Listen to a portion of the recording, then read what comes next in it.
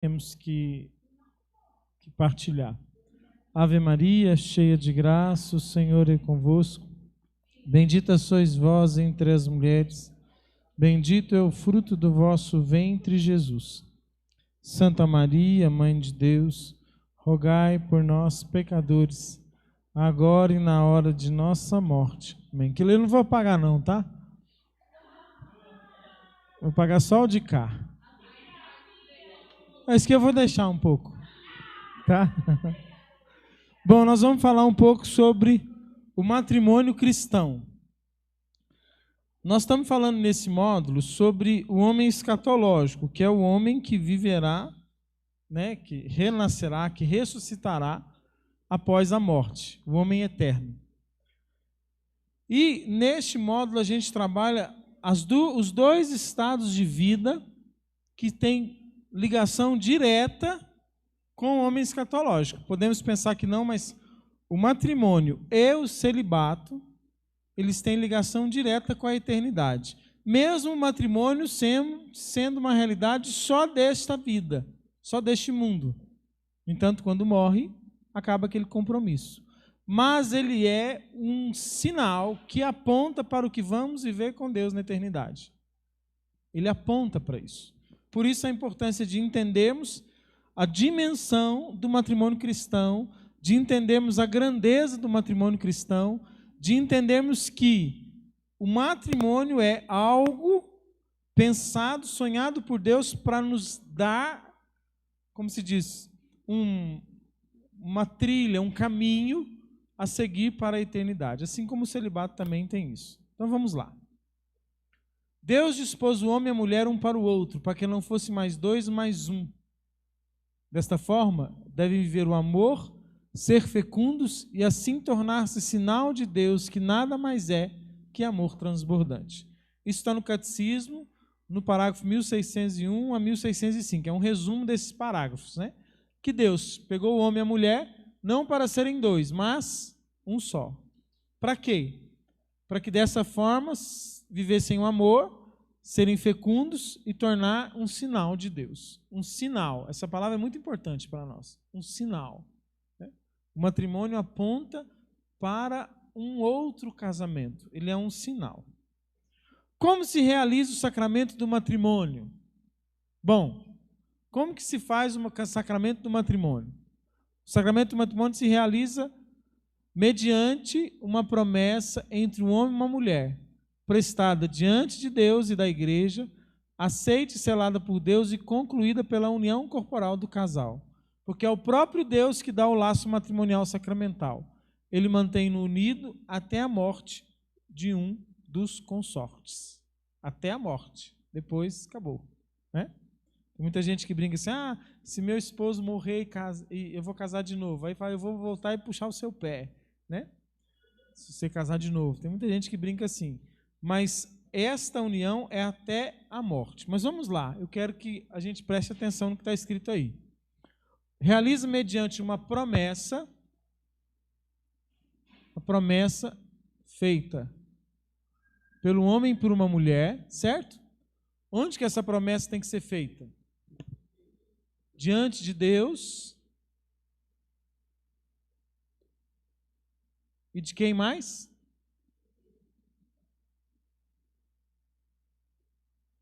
Beleza, o que mais que precisa? Depois disso. Uma promessa entre um homem e uma mulher, prestada diante de Deus e da igreja, né? Que é selada por Deus e concluída como? União corporal. Né? Estas três coisas são necessárias para se ter um matrimônio.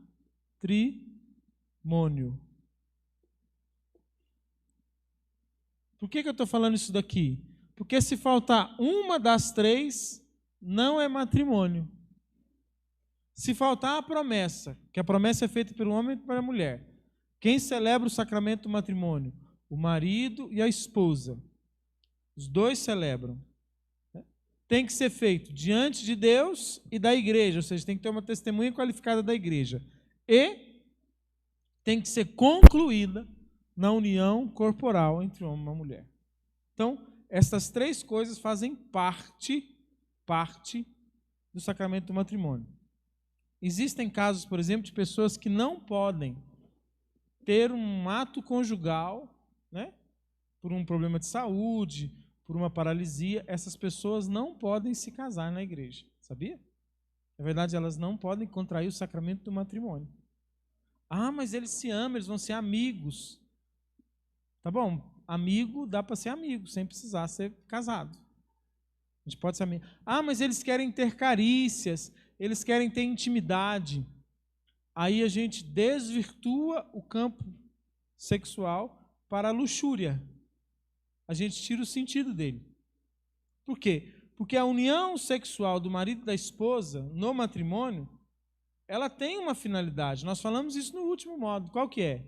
Unitivo e procriativo. Se tirar uma das duas coisas, ela não acontece. Então, e essa união, ela precisa ser uma união completa. Ela não pode ser só carícia. Não pode ser só o toque,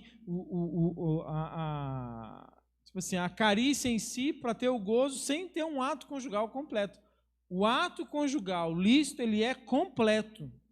Ele tem que ter tudo o que necessita para ele. Então, se uma pessoa é incapaz de ter o ato conjugal completo, por exemplo, um homem que não tem ereção por um problema de saúde, ele não vai conseguir ter um ato conjugal. Ele não pode se casar. Ele está inapto ao sacramento do matrimônio. Ele está inapto. Não, mas coitado não. Isso é a condição de vida dele, assim como outras pessoas estão inaptas a outras coisas na vida. Né? E a gente precisa entender isso, porque o sacramento do matrimônio exige a união corporal completa. Né? Sem ela não dá. Já tem gente que mandou pergunta. Como eu estou falando essas coisas, se vocês quiserem fazer pergunta, escrever, vão anotando aí que depois dessa formação nós vamos responder as perguntas. Continuando. O que é necessário para um matrimônio cristão sacramental?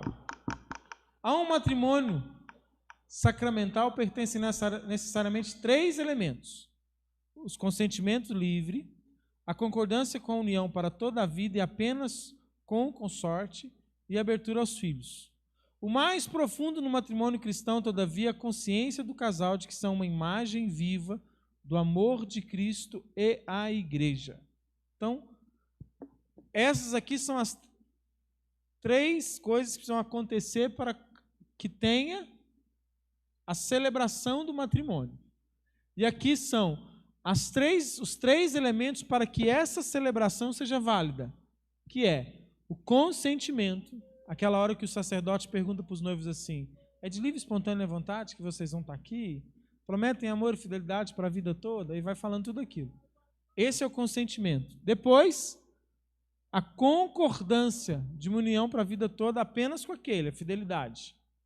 E 3, abertura aos filhos.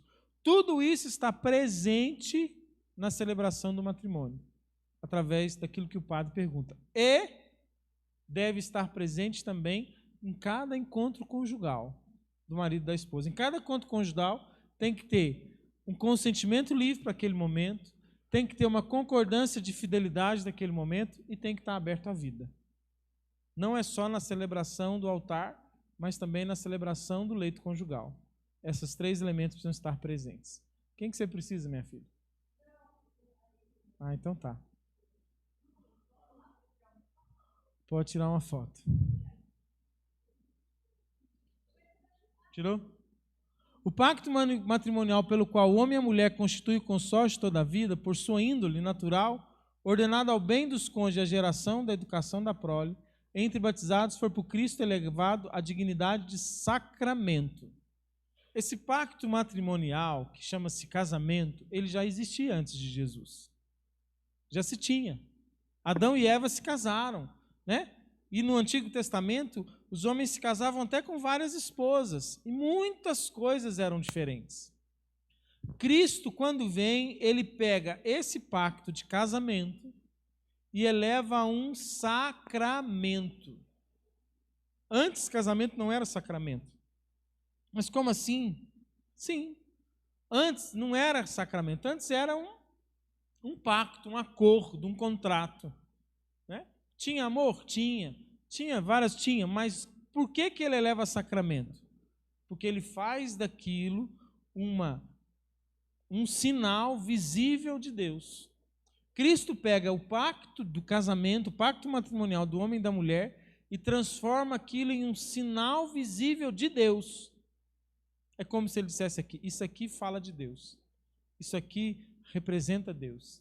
Isso aqui tem presença de Deus. Assim como o sacramento da Eucaristia, que também foi Cristo que trouxe para nós, confissão, todos os sacramentos, dentre eles o matrimônio. Até Jesus, antes de Jesus, até chegar Jesus, era só um casamento. Era só um pacto entre homem e mulher. Claro que tem gente que ainda vive só isso. Isso não acabou com Jesus. Mas ele pegou e deu sentido para aqueles que quiserem pegar esta união, homem e mulher, esse pacto de viver junto, de se amarem, e transformar isso num sinal visível de Deus, que é o sacramento. É isso que Cristo fez, né? O sacramento do matrimônio, ele tem como fim a salvação do outro, né? Não, entre batizados não pode haver contrato matrimonial válido que não seja, por isso mesmo, sacramento. Eu sou católico, casado, mas eu não quero sacramento, eu quero só o pacto de casamento, eu quero só casar no civil, isso é ilícito diante da moral cristã, né? E é pecado para os batizados viverem assim, né? E o sacramento é para a salvação do outro. Então, ou seja, a gente não casa para ser feliz, a gente casa pela nossa salvação e para a salvação do nosso cônjuge. Bom, pega comigo Efésios 5, 21 a 31. Ai, não, senhor.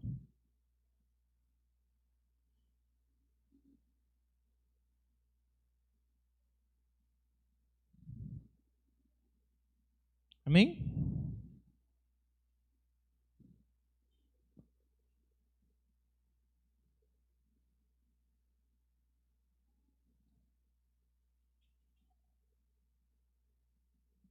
Amém? Misericórdia? Então vamos lá. Dá para esperar meia hora, né? Efésios 5, capítulo 5, versículo 21. Sujeitai-vos uns aos outros no temor de Cristo. As mulheres sejam submissas aos seus maridos, como ao Senhor. Pois o marido é o chefe da mulher, como Cristo é o chefe da igreja, seu corpo, da qual ele é o Salvador. Ora, assim como a igreja é submissa a Cristo, assim também o sejam em tudo mulher aos seus maridos. Maridos, amai vossas mulheres como Cristo amou a igreja e se entregou por ela, para santificá-la, purificando-a pela água do batismo com a palavra, para apresentá-la a si mesmo, toda gloriosa, sem mácula, sem ruga, sem qualquer outro defeito semelhante, mas santa e irrepreensível. Assim os maridos devem amar as suas mulheres como a seu próprio corpo. Quem ama a sua mulher, ama-se a si mesmo. Certamente ninguém jamais aborreceu a sua própria carne. Ao contrário, cada qual a alimenta e a trata como Cristo faz a sua igreja, porque somos membros de seu corpo. Por isso o homem deixará pai e mãe, se unirá à sua mulher, e os dois constituirão uma só carne. Esse mistério é grande, quero dizer, com referência a Cristo e à igreja. Em resumo, o que importa é que cada um de vós ame a sua mulher como a si mesmo, e a mulher respeite o seu marido. Palavra do Senhor. Nós lemos esse texto no segundo módulo, né? Falamos do papel do homem e da mulher, e aqui eu não vou entrar nisso, mas aqui eu vou entrar na entrega necessária para o matrimônio. Se nós estamos falando de um sacramento que é para a salvação um do outro, que é para eu me entregar, para amar o outro, aqui nós vamos falar da entrega desse sacramento.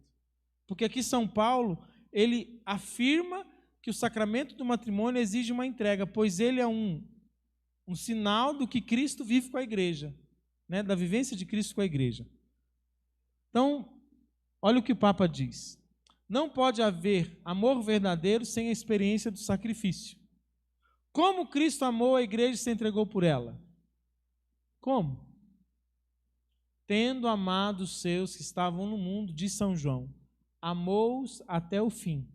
não só até o fim da sua vida, mas até o cume de toda a possibilidade de amor, até a extrema exigência imposta pelo amor.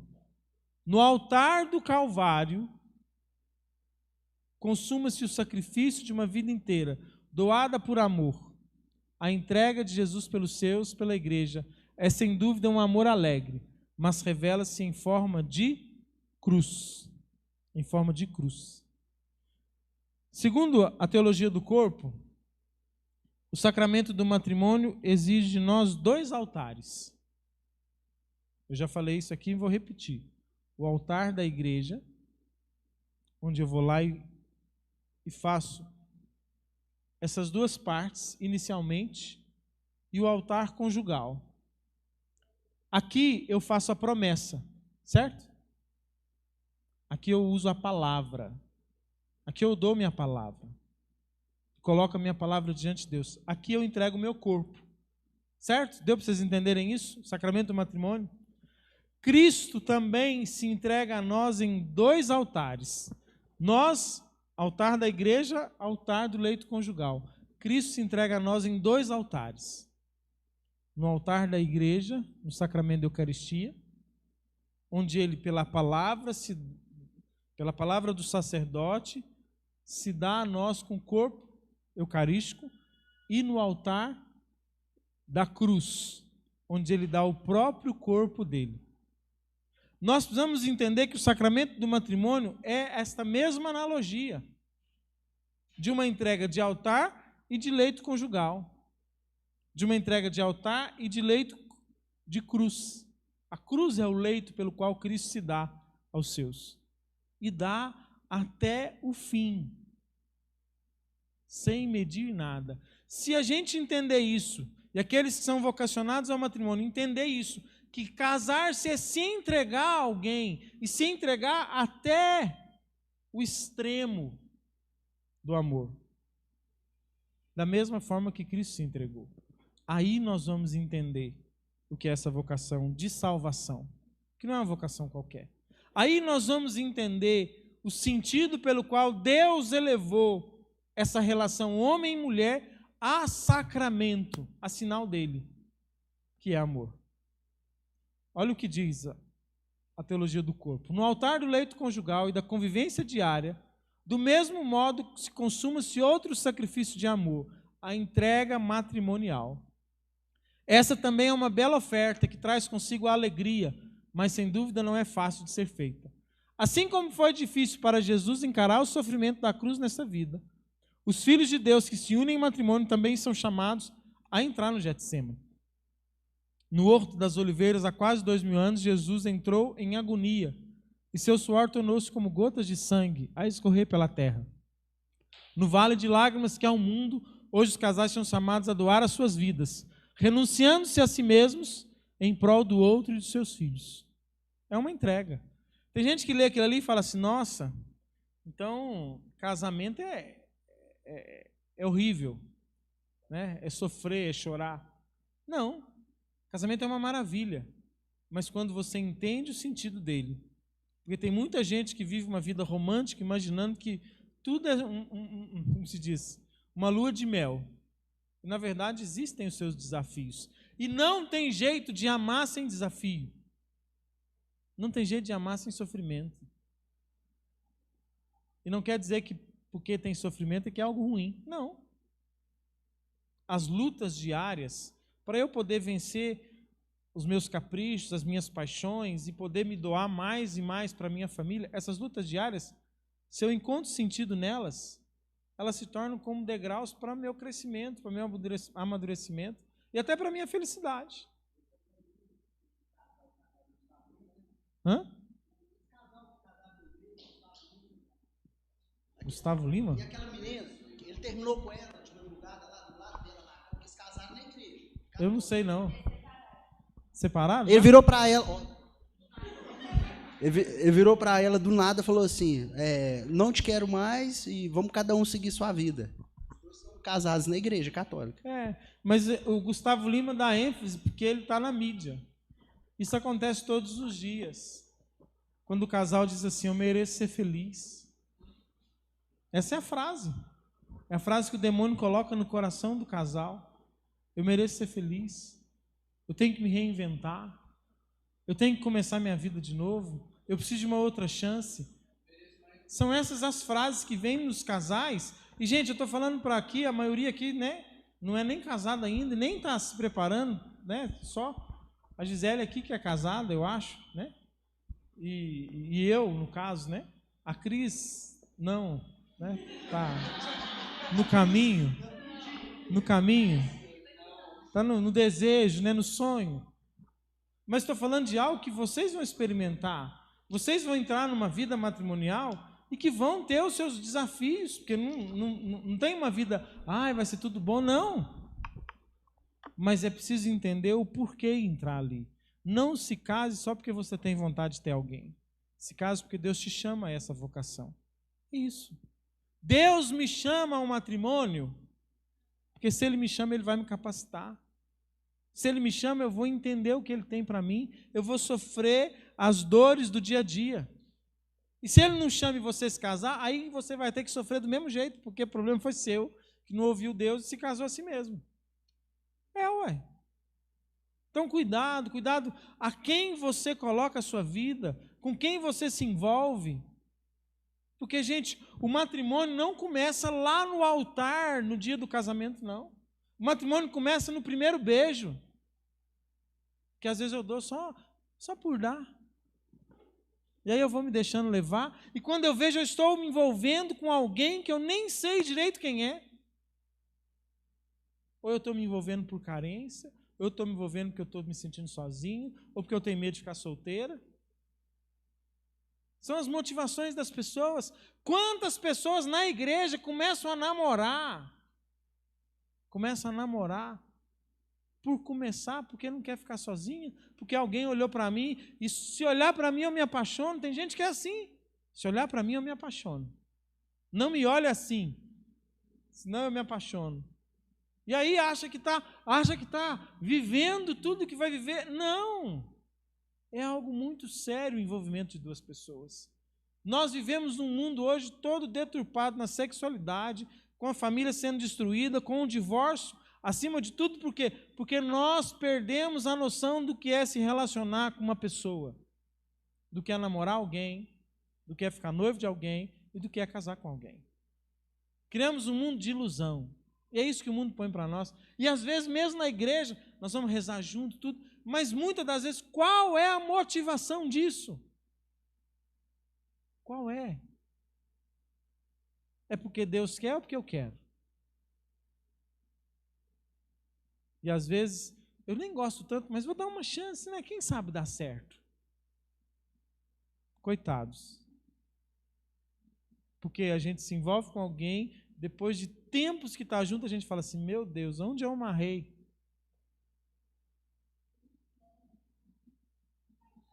Espera só um minutinho, Gisele. Eu não vou me lembrar agora o nome do filósofo, mas ele fala o seguinte, que a paixão é quando eu me apaixono quando eu olho para a pessoa e me apaixono pelo seu físico, pela beleza que essa pessoa expressa, pelas suas qualidades. E amor é quando eu consigo ver os defeitos daquela pessoa e mesmo assim eu quero permanecer ao lado dela. Sim. Isso mudou totalmente, porque a minha geração, né, a geração dos anos 80, né, viveu uma crise. Eu não sei você, mas as meninas viveram uma crise. Nós crescemos assistindo as princesas, né, que precisavam do seu príncipe encantado, num cavalo branco, mas com a mãe do lado. Não depende de um homem, não. Vai lutar, vai trabalhar, vai não sei. A gente viveu uma crise de identidade. Então, existe muita gente da minha geração que teve o primeiro casamento e descobriu que o cavalo do príncipe estava meio amarelado e saltou fora. O príncipe era sapo, né? O príncipe era sapo, né? É porque tem gente que beija o sapo e vira príncipe. Tem gente que beija o príncipe e vira sapo. Né? Exatamente. E aí depois descobriu-se que a vida profissional também não ia preencher aquilo que a mãe tanto dizia, né? Minha filha, você tem que ser profissional. Não depende de homem, não. E a avó lá, minha filha, seu marido vai chegar, vai te amar. a gente viveu essa dualidade de informações. Então, até chegar no ponto de ouvir o que o filósofo havia dito, foi um caminho longo a ser percorrido, né? Não era casado feliz para sempre e muito menos viver uma vida profissional feliz para sempre. A falta, né, que você estava falando hoje de manhã. E assim, eu não sei se vocês se lembram do primeiro módulo, quando a gente fala das 4 camadas do amor. E que a gente está pronto para namorar alguém quando a gente chega na 3ª camada. Primeiro é a atração. A primeira camada. Gente, não namore alguém porque você está atraído por aquela pessoa. Porque olha aqui nos meus olhos. Nos últimos 6 meses, quantas pessoas você se sentiu atraído por elas? Não responda, porque senão você vai passar vergonha. Mas dentro do seu coração, quantas pessoas te atraíram nos últimos 6 meses que você olhou e falou assim, nossa, ó, que gatinha. Não, que gracinha desse rapaz. Nos últimos 6 meses, quantos foram assim? Tem gente que começa a namorar só disso. E aí é inconstante. E sentimento? É a 2ª camada. Quantas pessoas você fala assim, quando eu chego perto dele, meu Deus do céu, minha perna fica bamba. Isso é sentimento. Por quantos você teve nos últimos 6 meses? Ou por quantas?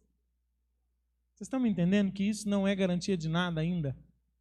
Agora, quando você entra na 3ª camada, que a pessoa começa a ser única, que a pessoa, você começa a olhar para ela, e quando a gente olha para alguém que é único, entra no que a Gisele falou, a gente vê também os defeitos que são únicos daquela pessoa. E aí eu começo a falar assim, não, aqui realmente tem alguém que é insubstituível na minha vida. Aí eu estou pronto para estar perto dessa pessoa. E sabe como que a gente descobre isso? Através de uma boa amizade. Uma boa amizade, sem segundas intenções. Não é aquela amizade que vou ficar amigo dele, porque você já sabe, né? O que vai acontecer. Tem que ser amigo.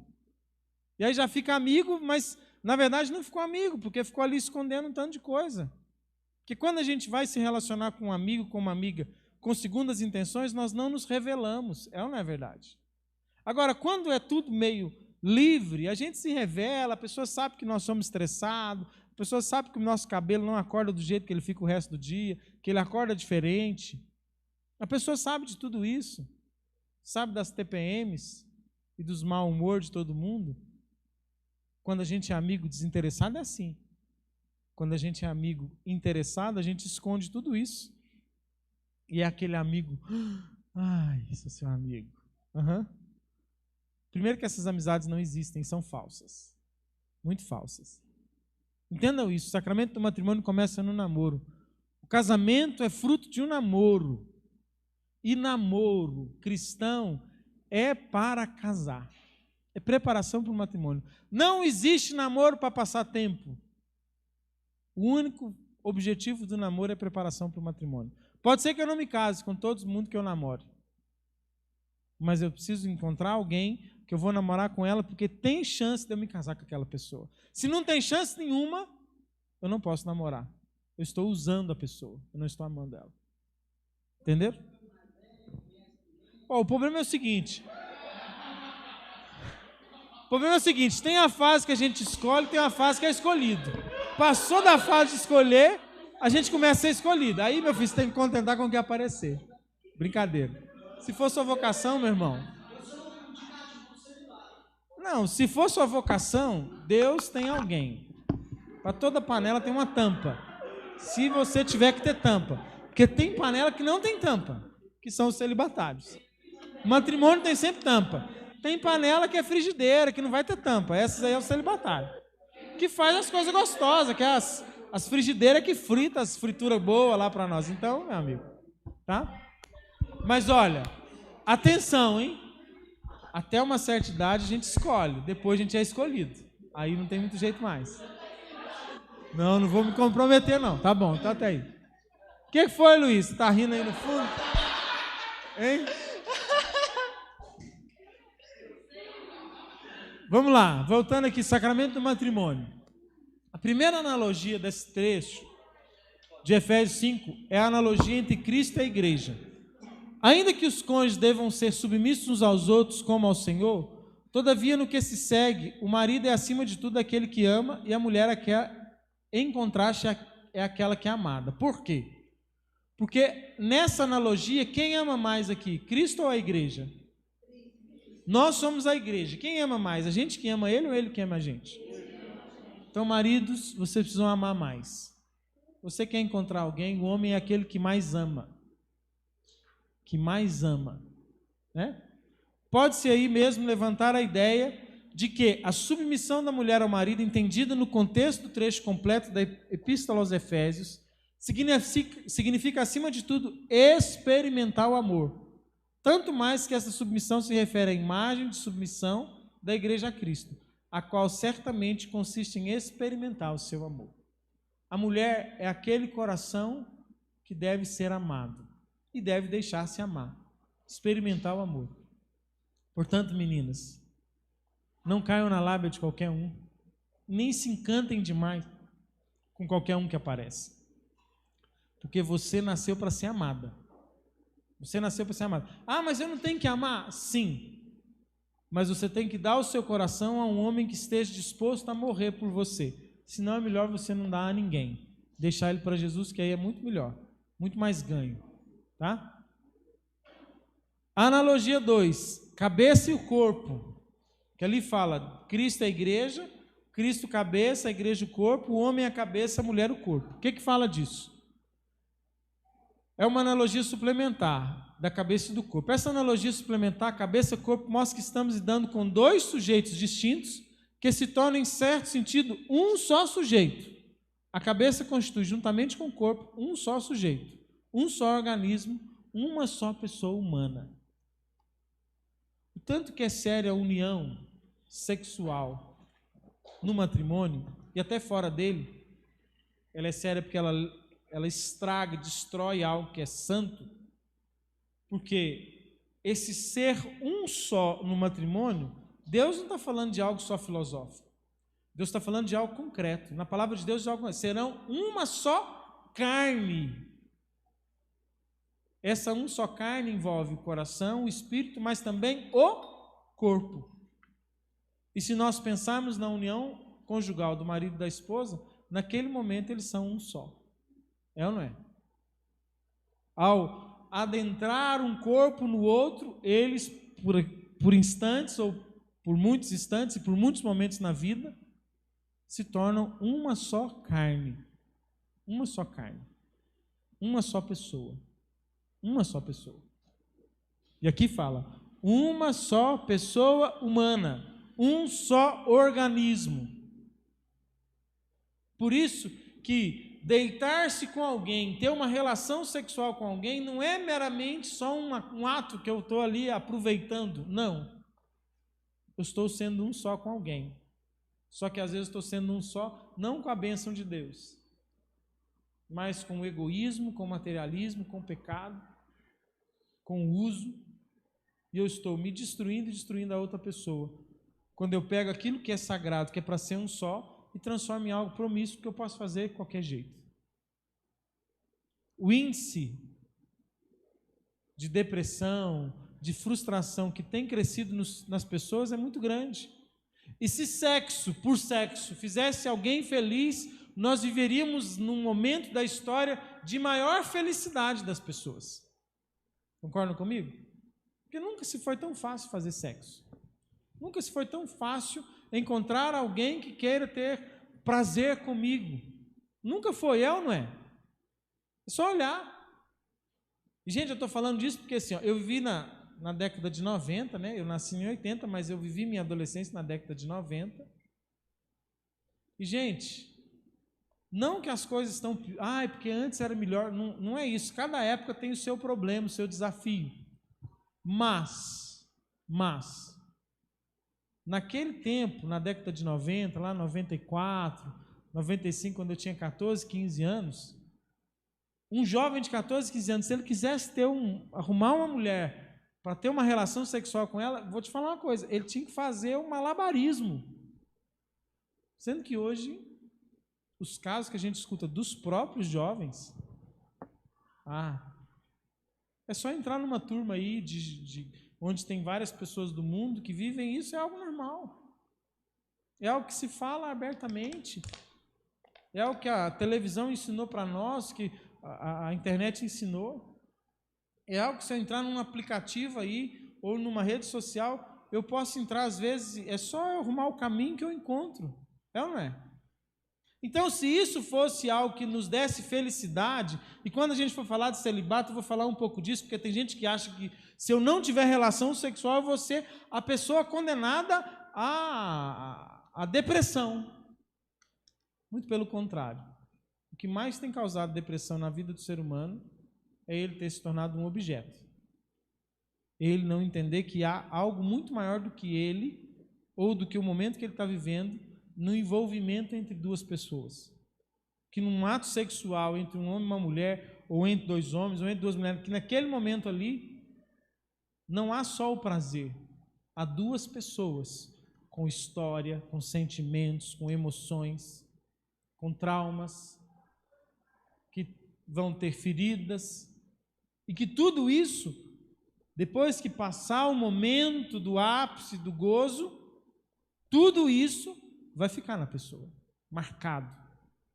E quanto mais a pessoa entra neste mundo, mais ela se perde. Portanto, a união sexual, ela faz de nós uma só pessoa humana. É isso que eu quero que você entenda.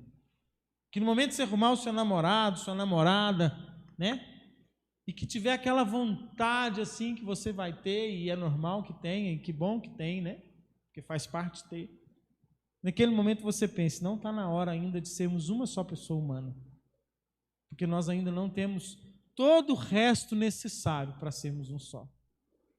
Que é o matrimônio. E só ali nós somos capazes de ser um só. O matrimônio é o sacramento primordial. Gente, isso aqui é bonito demais. E para quem tem chamado ao matrimônio, precisa louvar a Deus de pé.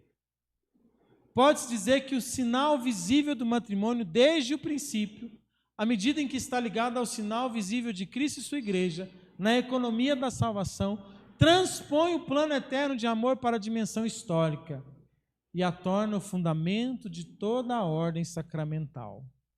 Como assim? Tão filosófico, né? Transpõe o plano eterno de amor para a dimensão histórica. Desde Adão e Eva que o homem é chamado por Deus ao casamento. Em Cristo é elevado a matrimônio. Mas ele é o sacramento primordial por quê? Porque todos os sacramentos começam nele. Porque Cristo compara o matrimônio à dimensão Cristo e igreja.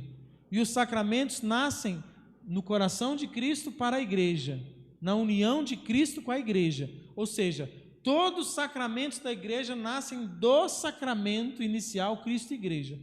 Portanto, o matrimônio é a essência de todos os sacramentos, né?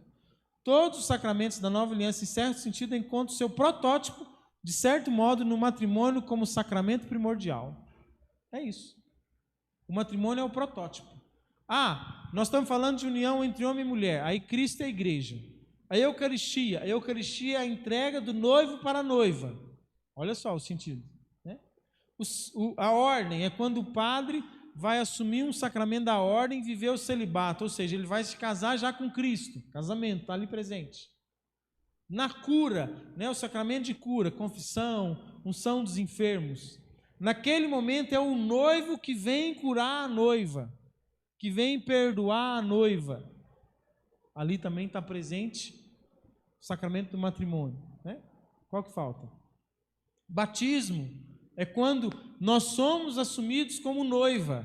No batismo nós somos assumidos como noiva.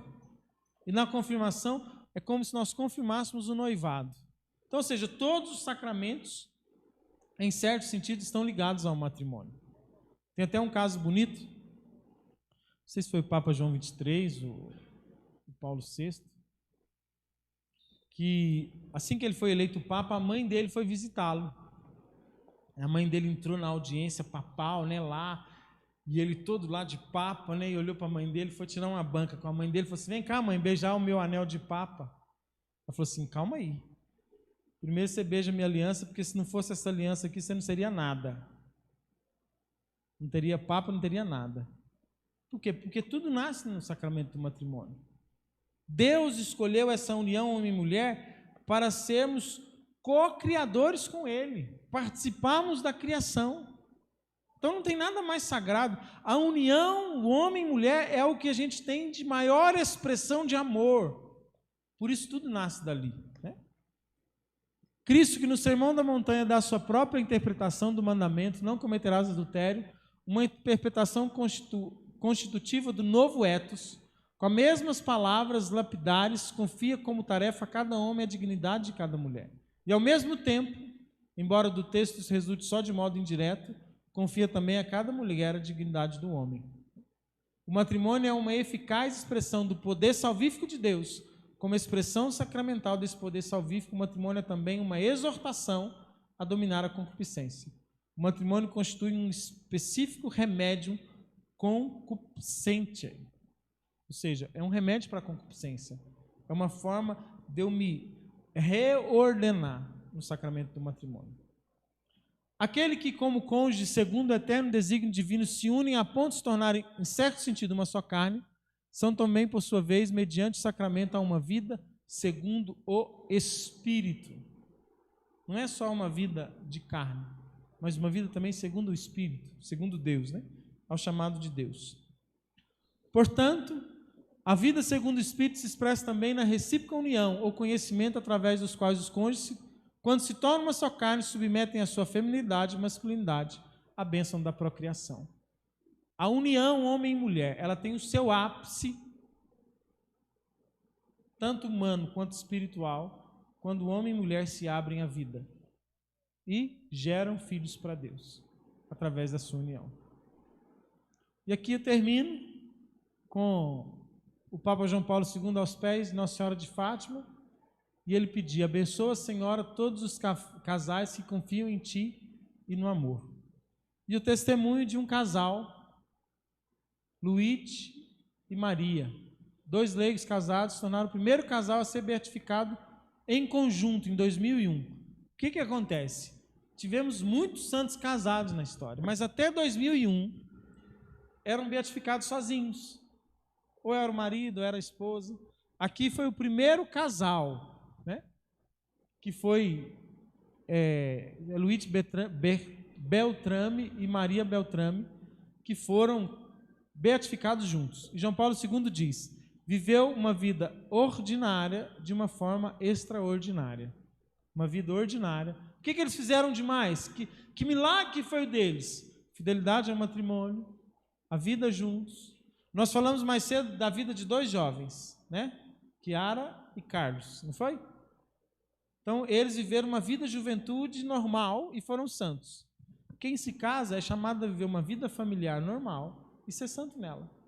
Ser santo nos afazeres da casa, ser santo na criação dos filhos, ser santo no cuidado com a esposa e com o esposo. É isso que Deus chama. O ordinário de forma extraordinária. Na história da igreja foi um acontecimento inédito. Um casal do século XX declarado beato. Os filhos presentes na cerimônia de beatificação dos pais. 2 deles, sacerdotes, concelebravam com João Paulo II. Tudo isso na mesma igreja, olha que bonito, onde 100 anos atrás os pais deram-se um ao outro em matrimônio. Eles foram canonizados na igreja que eles casaram, beatificados na igreja que eles casaram. E os filhos todos presentes, inclusive 2 deles padres. O que eles fizeram? Foram abertos à vida, toparam ter filhos, se amaram, foram fiéis ao sacramento do matrimônio. É o que eles fizeram. E é o que Deus espera de todo mundo que se case. Mais nada. As outras coisas extraordinárias virão em consequência dessa entrega que a gente faz no sacramento do matrimônio. Amém? Terminando agora para a gente responder perguntas, que eu imagino que hoje tenha. Já vi umas aqui.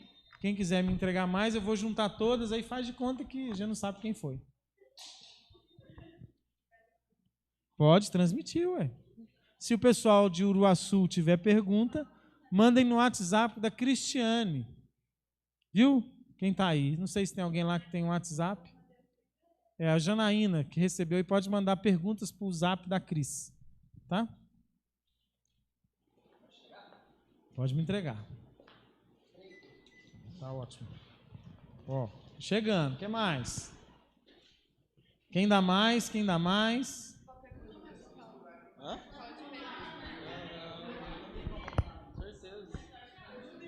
Sua chance, Marco. Não, eu já entendi.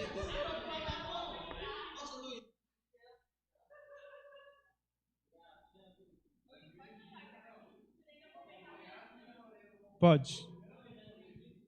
Então vamos lá, só tem essas? Ninguém mais tem? Certeza? Vamos abrir todas. Tchararam. Oh, esse aqui é grande. Esse aqui é 3.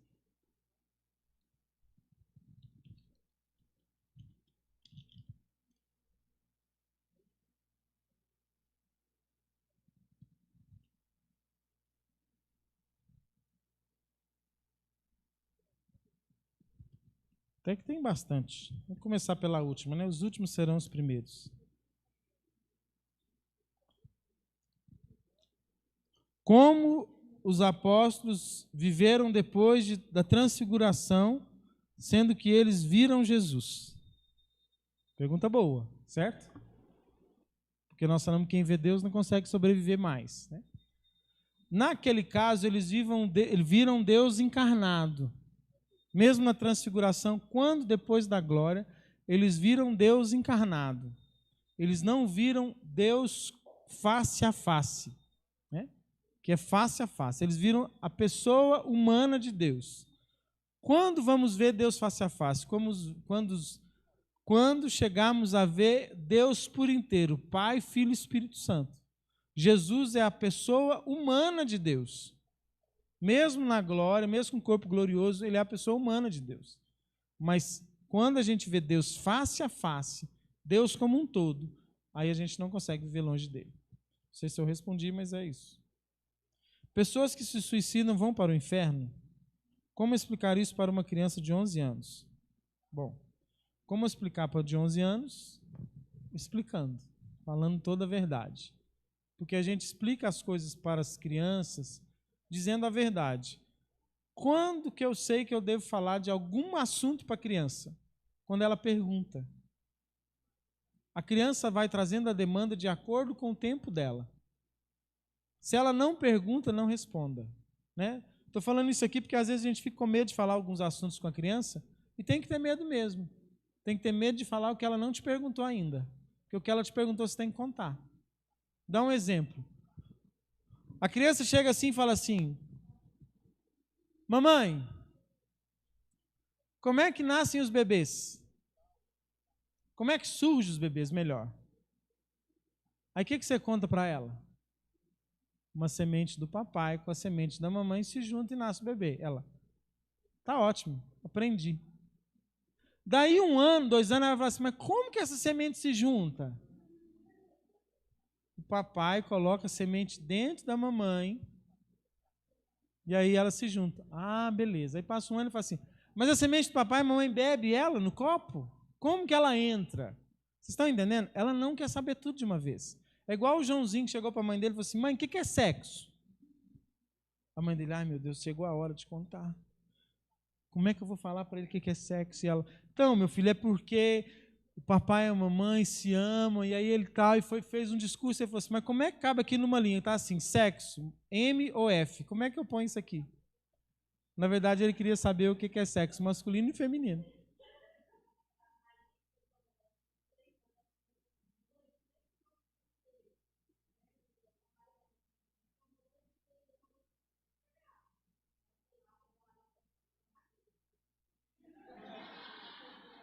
Aí você vai assim: mas tem que ser a sementinha do papai. É. Não, mas eu estou dizendo assim, porque às vezes aqui, por exemplo, suicídio, inferno, céu, tudo isso a gente fala para as crianças à medida que elas vão perguntando. E a criança pode saber que existe o céu, o inferno, o purgatório, demônios, anjos, que as pessoas morrem. Na medida que elas vão crescendo, elas vão perguntando. Com 11 anos de idade, elas já têm capacidade de saber de tudo isso. E claramente. A prova disso é que Nossa Senhora de Fátima apareceu para 3 crianças e mostrou para elas o inferno. Mostrou para elas o inferno. E olha, só a verdade esclarece. Só a verdade. Não faça de conta, não. Só a verdade esclarece. Bom, quem suicida vai para o inferno? Tirar a própria vida é um pecado mortal. Ponto. vai para o inferno? Aí tem uma outra coisa subjetiva nisso. Por quê? Vamos lá. Matar a si e ao outro é um pecado mortal, certo? Mas só isso é pecado mortal? Só matar já é pecado mortal? O que precisa para ser mortal? Uma atitude livre, consciente e grave, certo? Uma pessoa que se suicida, que se mata, a gente tem o que aqui? Uma coisa grave. Mas será que tem essas outras duas? Aí é algo subjetivo. No entanto, a igreja não afirma nada sobre alguém que vá para o inferno. Na verdade, ela nunca diz quem vai para o inferno. Ela diz quem está no céu. Quem foi para o inferno, ela não fala nada. Porque é algo subjetivo. Subjetivo. Tenho um conhecido que se suicidou há poucos dias. Né? Caminhou na igreja um tempo, tem muitos anos que está afastado, se suicidou. E aí eu rezava, Jesus, tomara que na última hora dele ele tenha se arrependido. Ou então, Senhor, que o Senhor entenda toda a dor, todo o desespero que o tirou das suas faculdades livres, o escravizou nesse momento e o fez tirar a vida. Porque pode acontecer. O desespero da pessoa pode fazer com que ela não esteja mais livre, que ela esteja dominada por uma depressão, que é uma escravidão, que não é uma atitude livre. Eu ia te perguntar isso. Eu trabalhei na saúde mental e a maioria dos casos de suicídio que nós tínhamos, o paciente estava gravemente deprimido ou gravemente ansioso, e aí o médico falava que, na verdade, a vontade não era de se matar, era de matar a dor que ele estava com dentro. Aí, nesse caso, a gente entende que era uma dor tão aguda que ele não tinha consciência, ele queria só se ver livre daquilo. Né? Por isso que eu sempre me questionei sobre a questão do suicídio. Na verdade, assim, essa atitude livre é a mais subjetiva de todas. Porque às vezes a pessoa tem consciência que aquilo é mal, mas nem sempre ela está livre. Ela pode estar escrava de muitas coisas. Então não se pode afirmar, né? Se alguém tem algum conhecido, alguém que ama, que se suicidou, oração por essa alma, missas por essa alma e indulgências. Né? Pedir indulgência por essa alma. Vamos lá. Reparação, como assim? Existe reparação do pecado. Eu te bati, vou lá e vou te fazer uma reparação do pecado que eu cometi a você. Mas existem indulgências para as consequências do pecado, né? Não reparação em si. Né? Pode falar, não. Dá um exemplo para entender. Menino, que bobeira. Por exemplo, quando eu cometi um pecado, né? Eu posso fazer alguma coisa, né? Porque eu posso ir para o purgatório por esse pecado, né? Tem alguma coisa que eu posso... Não, você pode ir para o purgatório pela consequência desse pecado, é isso, né? Sim, mas aí há alguma reparação aqui na Terra que a gente já pode começar a fazer para que... A reparação se eu fiz algo contra alguém, eu posso reparar aquilo. E aí é uma reparação que eu faça objetivamente. Se não tem como eu reparar, não tem como eu fazer nada. Em termos de atitude concreta, por exemplo, se eu roubei alguém, eu devolvo, é uma reparação, entendeu? Não é perdão, é reparação de consequência. Por exemplo, Deus precisa me perdoar do pecado, eu sou perdoado, sou. No purgatório eu pago as consequências. Como eu reparo as consequências? Se eu tenho condições de alguma forma de repará-las, eu vou reparar. Se não, eu vou pedir a Deus indulgências. Porque as indulgências, elas apagam as consequências do pecado. Entendeu? Você falou também sobre a questão de rezar no cemitério, né? Por ser Isso, um lugar... da indulgência, né? A indulgência seria dos próprios pecados? Dos meus pecados. Dos meus não pecados. Dos pecados. Pecado, a única coisa que perdoa pecado é confissão. Sim. Aí ela é para consequências do pecado. Como que funciona? Segundo a teologia é o seguinte: eu fiz algo contra a Cris. Eu pequei, fui lá e pedi perdão a Deus. Porém, aquilo que eu fiz contra ela trouxe outras consequências que eu não imagino. Ela, por exemplo, ficou triste, ela falou coisas que não devia, ela até pecou por causa de algo que eu fiz com ela. E são as consequências do que eu fiz. Essas consequências eu pago no purgatório. Entenderam? Eu pago lá. Porém, eu posso descobrir o que fez de consequência e tentar reparar diretamente com ela. Se eu não descobrir, não tem condição, eu vou pedir indulgências, que a igreja oferece para nós, para que essas indulgências apaguem essas consequências, não pecado. Pecado não, indulgência não apaga pecado. Indulgência apaga consequência de pecado. Entendeu? Pecado é confissão. Não tem outra coisa que apaga pecado a não ser confissão. Tá? Responda, Uruaçu. Qual a camada para começar a rezar com a pessoa para o namoro? Gente, que povo apaixonado. É a camada do valor. Quando eu começo a perceber que aquela pessoa está tendo valor demais para mim. Aí eu começo a rezar junto dela, a ficar mais perto dela. Por quê? Quando a gente fala de rezar junto, a gente fala de já estar mais próximo de alguém. E até de expressar sentimentos, até de falar algumas coisas para ela. E não dá para a gente ficar cada dia rezando com um e com a outra. Não. Quando a gente vai começar a rezar, é rezar com alguém que já tem um certo valor para nós. Está na camada do valor. Se a gente começa a rezar no camada do valor, e se essa camada aumenta, a gente começa a namorar nela. Né? E a gente está pronto a ficar noivo quando a gente entra na transcendência. Quando, além do nosso desejo de se casar com o outro, Deus também revela que tem esse chamado para nós. Aí a gente vai para o noivado. O que a igreja fala sobre matar em legítima defesa? A igreja fala que é lícito matar em legítima defesa. Não é em legítima defesa, corrigir. A igreja diz que eu posso tirar a vida de alguém quando isso for para defender a minha vida. Eu estou em risco de ser morto por alguém. Eu posso, para defender a minha vida ou a vida de alguém que eu amo, eu posso matar outra pessoa. É lícito isso. O uso de arma, por exemplo. A igreja não é contra o uso de arma. Para a defesa minha e da minha família, eu posso sim usar de uma força para defender a vida. Né? A defesa da vida pode me fazer, né, por exemplo, vai chegar uma pessoa para matar minha família. Eu posso sim matar essa pessoa antes dela matar minha família. Isso não é nem pecado. Isso é defesa da vida. Entendeu? Claro que tem que ter, né, ser a coisa realmente verdadeira. Não é que aquele cara, ele toda hora que ele olha para mim, eu sei que ele pensa na minha morte. Então vou matar ele que ele não pensa mais. Não é bem assim, né?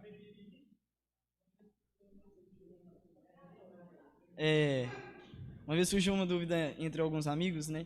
Por exemplo, aquele médico lá que fez o aborto da menina, né? De 10 anos. Para que ele não matasse o bebê, poderia se matar ele? Matar ele como? O médico, tirar a vida dele, para que ele... Eu não tinha pensado nisso, mas era uma boa. Legítima defesa. Hã? Sim. Porque a criança não tinha defesa. Sim. Então eu, como vendo que ela não tinha defesa, eu matava ele antes, né? Sim. Não precisava nem matar, só sequestrar, dar uma coça boa, às vezes cortar as mãos, aí já tá.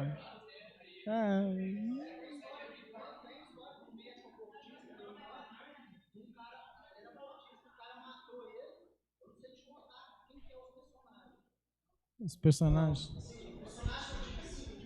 Quem são as pessoas? Vendo? Na verdade, assim, faz sentido, né? Eu não consigo dar uma resposta teológica correta disso, mas teria que analisar bem o caso, mas faz sentido. Sim, mas se não conseguir, aí... Pergunta aqui, gente. Vamos lá. Se quiser perguntar, pergunta. Agora, ficar conversando, nós vamos render, não. Pode casar de menor? Acho que é isso, né, a pergunta. Depende, né? Depende. Aí, assim, a igreja tem um processo do matrimônio, onde ela analisa o caso e, em certas situações, ela pode autorizar ou não, né? Assim como pode também autorizar ou não um casal de maior, né? Mas ela pode, por exemplo, ter uma menina de 17 anos com um rapaz de 17, querem muito se casar, a família autoriza, e aí na entrevista com o sacerdote, ele vê que eles estão prontos, ele pode autorizar. Não tem nada que não permita. Sei que tem que ter autorização da família, né? Então pode. Pode casar primo com primo? Pela igreja pode, não tem problema não. Só pode ter perigoso dar errado os neném, mas pode. De onde se origina a palavra? Assim, quem está apaixonado com o primo não está liberado, não, calma, viu? Mas pode. De onde se origina a palavra matrimônio? A palavra matrimônio vem de vínculo. Acho que é vínculo, ritual, uma coisa assim, sabe? É uma palavra que tem esse significado. Se para realizar o sacramento do matrimônio é necessária a união corporal, como se realizou o matrimônio de Maria e José, se nunca se deitaram? Boa pergunta. Maria e José, no primeiro caso, como é que Maria e José realizou o matrimônio deles? O primeiro caso ainda não era matrimônio, era só casamento, concordam? O matrimônio foi depois de Jesus. E também no caso deles, no caso dos dois, havia-se já um voto dos dois, do judaísmo, porque o casamento de Maria e José é um casamento judaico, entendeu? Dos judeus.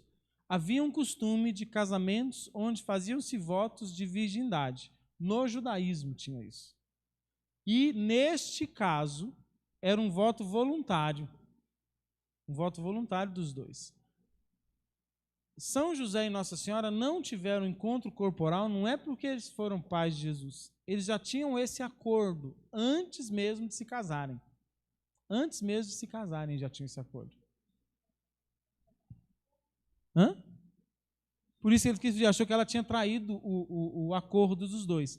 Eles já tinham um acordo, que era um costume no judaísmo. Por que tinha esse costume no judaísmo? Aí eu vou explicar para vocês entenderem. No judaísmo não existia celibato. Não existia viver só para Deus. E não se casar no judaísmo era algo como se uma maldição. Então, muitas pessoas justas, naquele tempo, por sentirem um chamado de viver só para Deus, faziam um acordo, casais, de falar, eu vou cuidar de você, você vai cuidar de mim, mas nós vamos viver só para Deus. E aí se uniam. Foi assim com José e Maria. Havia-se um acordo antes do casamento. Entenderam?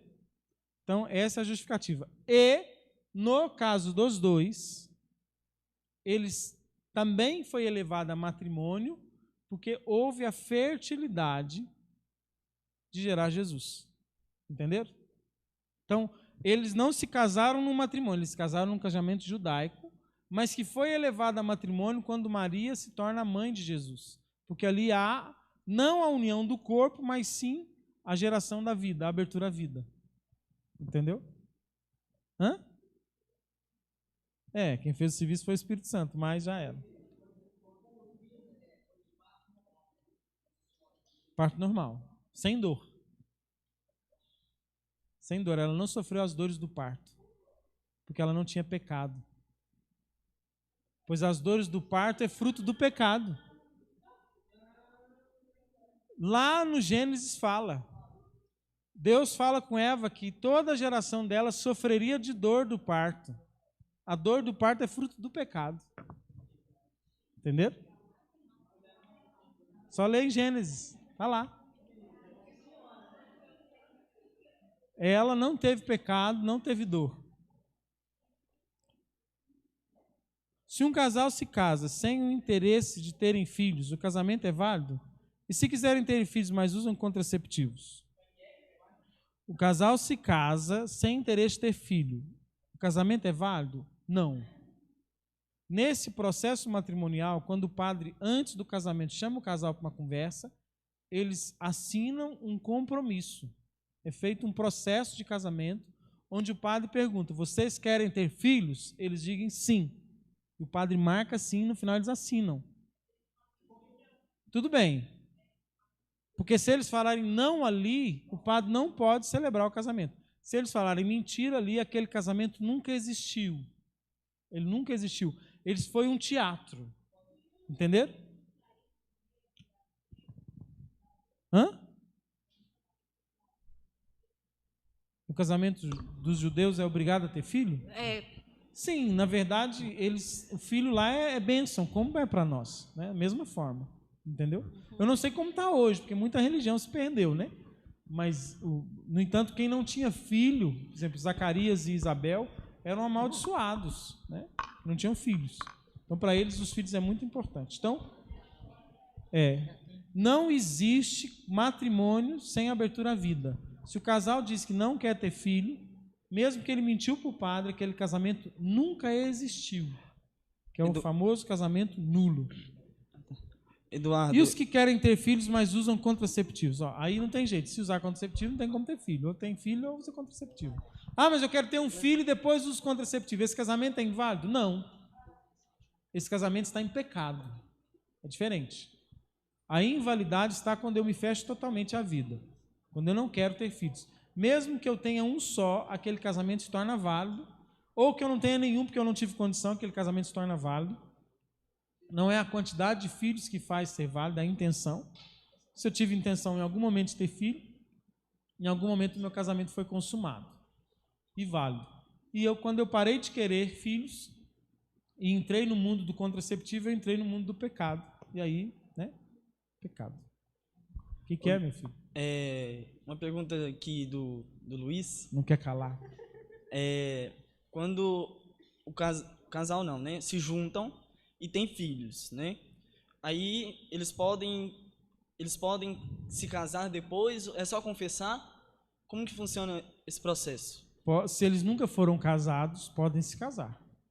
É só procurar o padre, se confessarem e marcar o casamento. Mesmo que não tenha filho. É a mesma coisa de quem é solteiro. Agora, quando há o divórcio, por exemplo, um dos dois já foi casado na igreja, aí não tem jeito. Aí, mesmo que eu me junte, que eu ame, que eu tenha filho, que eu acho que é livre, total, fiel e fecundo, que aquele lá nunca vai ser um matrimônio, e sim um adultério, se eu já fui casado. Né? Esse é o grande drama hoje da igreja, que às vezes as pessoas entram nesse assunto e falam assim, mas isso é preconceito. Não existe 2 casamentos de marido e esposa vivos. Se a Carla me largar hoje e for embora e falar, não quero nunca mais olhar na sua cara e fugir, eu tenho que viver sozinho, até ela morrer. Senão eu vou estar em adultério. Mas ela te abandonou, e coitadinho de você, vai ficar sozinho. Não, eu vou assumir a cruz e vou ficar só, até ela morrer. Por quê? Porque eu tenho certeza que o meu casamento foi válido. Mas ele foi válido só um período, depois se tornou inválido. Não existe isso. Ou o casamento é válido ou ele é inválido. Não tem isso. Aí eu posso casar de novo. Só... Por exemplo, ela deu fuga, né? Aí, como que você vai saber se ela morreu ou não? Não sei. Mas eu só posso me casar de novo se eu tiver certeza que ela está morta. Mas eu vou ter o céu. E é isso que importa. Dicas práticas para viver a modéstia enquanto solteira. Bom, é a mesma dica de quando está casada. A modéstia é a mesma, né? Já falei aqui um pouco, né? É você tomar cuidado com as suas atitudes, com os seus olhares, com sua roupa. Viver de forma bela, que aqui está falando da mulher, né? De forma bela, mas de forma recatada, com pudor, né? Com pureza nas relações e no seu jeito de vestir. Essa é a dica. Isso vale para casadas e solteiras. Não é porque depois que casa que muda alguma coisa, não. Claro que, enquanto eu estou solteira, sozinha, sem ninguém, faz parte da modéstia também não ficar julgando os meus olhares e os meus cabelos para todos que passam. Né? Porque se eu estou julgando os meus olhares e os meus cabelos para todos que passam, isso não é modéstia. Isso é sensualidade. Né? E depois de casada, aí eu posso julgar os meus cabelos, os meus olhares para o meu marido ou minha esposa. Aí não é problema. Tá? Como sair de servo para filho? Através de quê e como? Como que eu passo de servo para filho? Como que eu vou progredindo no amor? Através de uma entrega cada vez maior a Deus. Quem vai fazendo a conversão em nós é Deus. Quem nos transforma é Deus. Eu preciso sempre querer me entregar mais. E aprofundar o meu conhecimento intelectual das coisas de Deus, sabia? Tem gente que acha que Deus tem que tocar só o coração. Não. Porque quando Deus toca o nosso intelecto, a gente conhece Ele mais. E quanto mais eu conheço alguém ou algo, mais eu amo. Certo? Então eu preciso procurar conhecer mais Deus. E aí eu vou passando para a segunda conversão, para a terceira conversão, à medida que eu conheço e que eu me entrego a Ele, né? É um processo de entrega mesmo. Espera, ponto. Como agir durante a espera? Esperando. Né? Como agir durante a espera? Mas, gente, se eu estou no momento de esperar, eu tenho que ficar esperando. Claro, né? Não é aquela espera assim, eu entro para dentro do meu quarto, fecho a porta e espero que o príncipe bata lá na janela de fora e fala, pule nos meus braços, meu amor. Não. Eu vou ser amigo de pessoas, eu vou conviver com pessoas, não vou me isolar. Um dos problemas das pessoas que às vezes se isolam, eu vou estar com as pessoas, aproveitar o meu tempo para ser amigo das pessoas, para estar com os meus amigos, para sair com os meus amigos. Por quê? Porque quando eu começar a namorar, eu não vou ter tanto condição de fazer isso, certo? Então esse é o tempo da espera, o tempo de eu estar com todos. E esse, no meio de todos, de repente, há um todo ou uma toda. Né? De repente, né?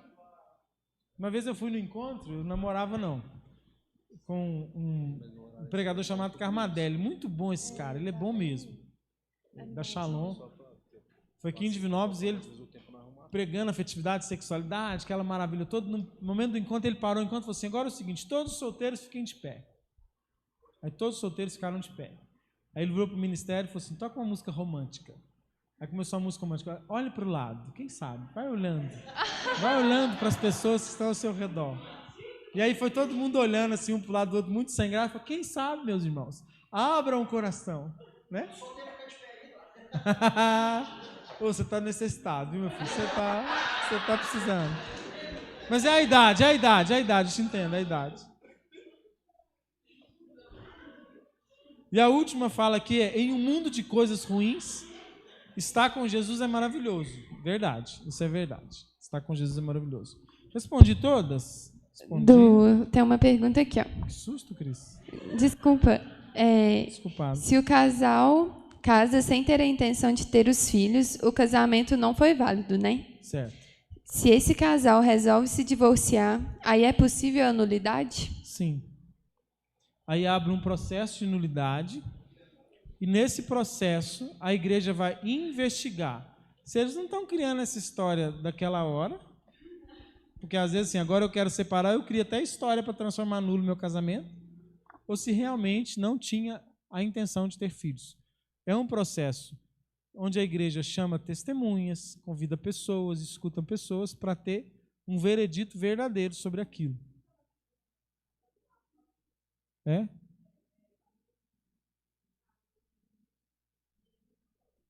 Uhum.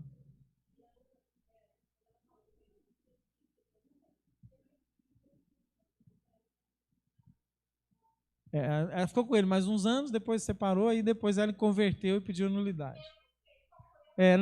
Eu ouvi um testemunho dela.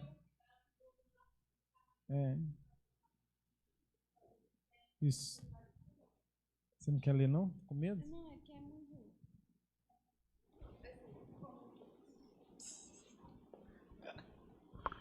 No céu está de corpo e alma Jesus e Maria, e de alma os santos. E onde estão as outras almas? Algumas ficam no purgatório e outras no inferno. São esses 3 lugares. Umas almas estão no purgatório, umas no céu e outras no inferno. São os 3 lugares que nos esperam. Não tem nenhuma vagando não por aí não. Mais alguma, pessoal? Mais alguma aí? Tem mais alguma aí, Cris? Não. O divórcio é uma quebra de compromisso civil. Na igreja não existe divórcio. Na igreja tem uma coisa que chamada, vou até escrever para vocês entenderem, que às vezes a gente fala assim, nulidade a gente entende anular, mas não tem a palavra a. É nulo. Então é nulidade.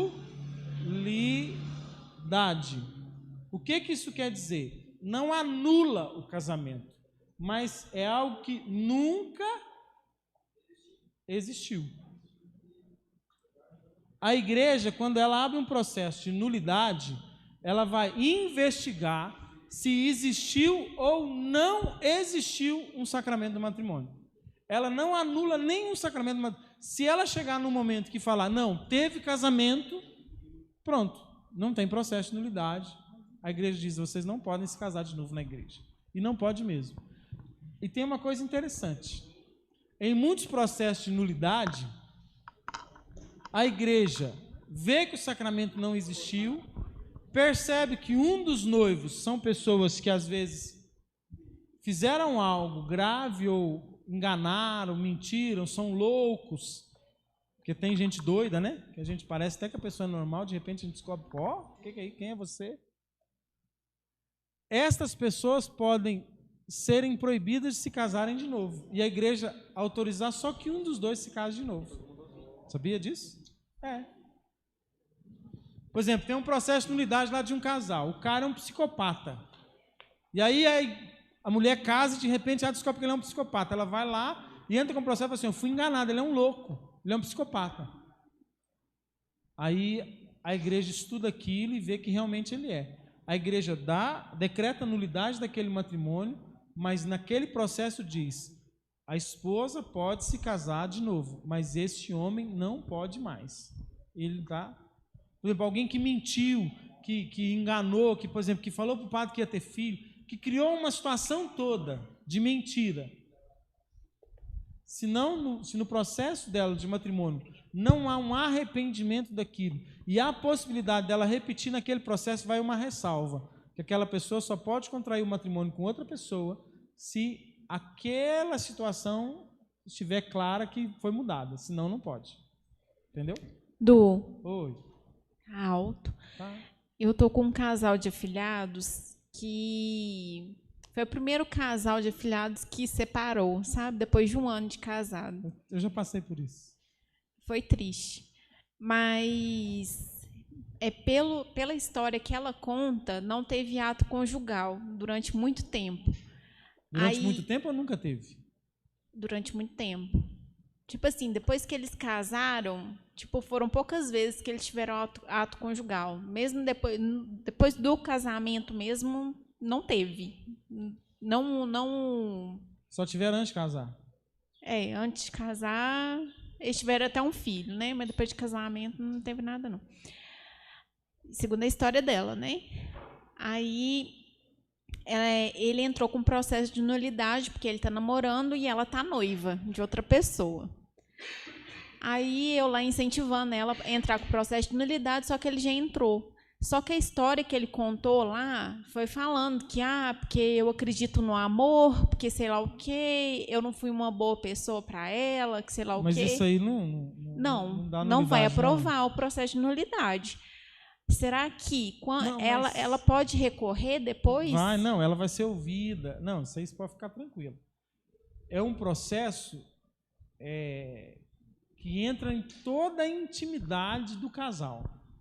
Eles vão querer saber os mínimos detalhes da vida dos dois. Os mínimos. Porque a igreja ela vai querer investigar tudo isso.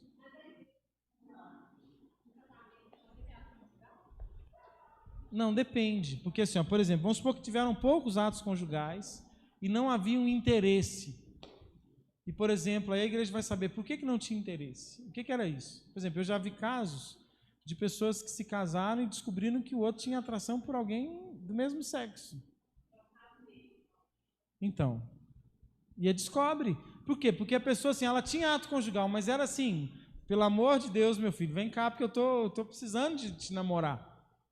Era aquela coisa meio de, sabe assim, muito difícil de acontecer. Tem um motivo, o que é isso? Aí a igreja vai investigar e saber a razão. Se há essa razão que está por trás disso, é nulidade. Porque ali há uma questão de engano, né? De desonestidade.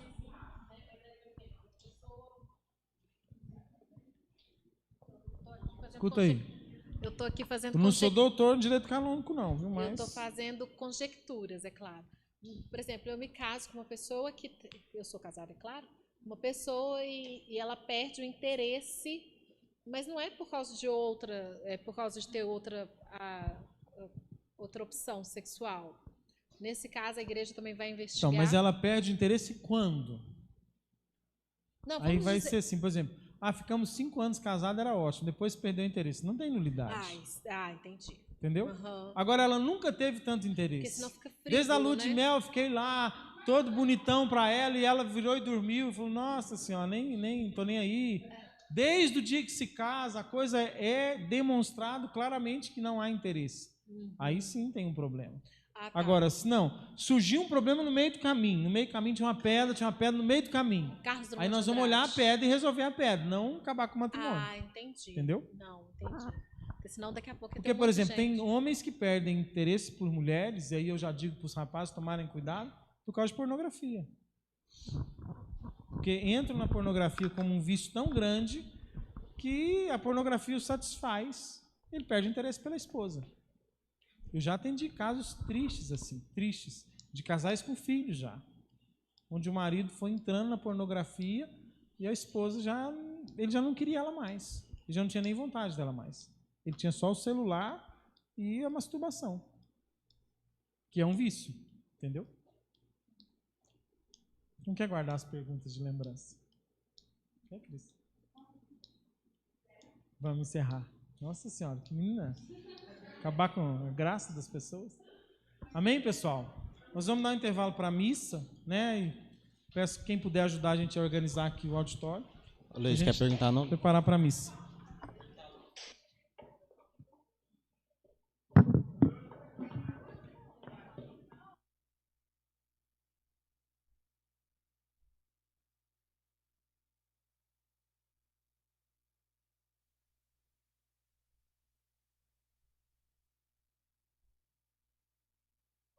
Quem tiver deixar copo, alguma coisa, pega, tá? Deixa eu bagunçar, não, por favor.